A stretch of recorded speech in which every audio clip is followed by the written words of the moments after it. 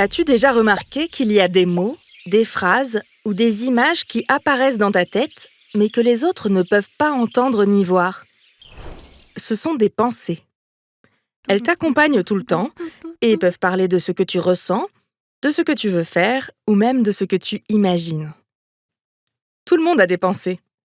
Par exemple, si tu racontes une blague et que les copains rient, tu peux penser « je suis drôle ».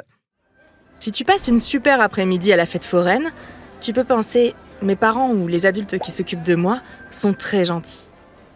Et si tu gagnes un tournoi de football, tu peux penser « le sport, c'est trop cool ». Or, tes pensées peuvent changer tes comportements. Si tu penses que tu es drôle, tu peux avoir envie de faire des blagues devant toute la classe. Si tu penses que tes parents ou les adultes qui s'occupent de toi sont très gentils, tu vas peut-être leur dire merci et leur faire un gros câlin. Et si tu penses que le sport c'est trop cool, tu vas peut-être t'inscrire au club de foot.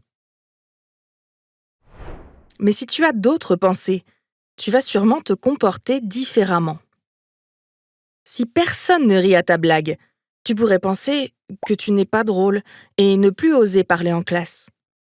Si tes parents ou les adultes qui s'occupent de toi refusent d'aller à la fête foraine alors que tous tes copains y vont, tu peux penser que c'est vraiment injuste, qu'ils ne sont pas sympas, et tu pourrais préférer être tout seul dans ton coin.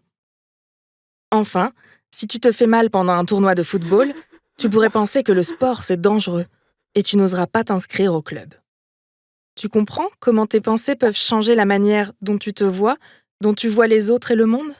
Eh bien, après un événement qui t'a fait peur, qui t'a rendu très triste ou qui t'a fait te sentir bizarre, tes pensées changent et donc cela modifie ton comportement. Souvent, les enfants qui ont vécu ce type d'événement peuvent penser « c'est de ma faute, je ne serai plus jamais heureux.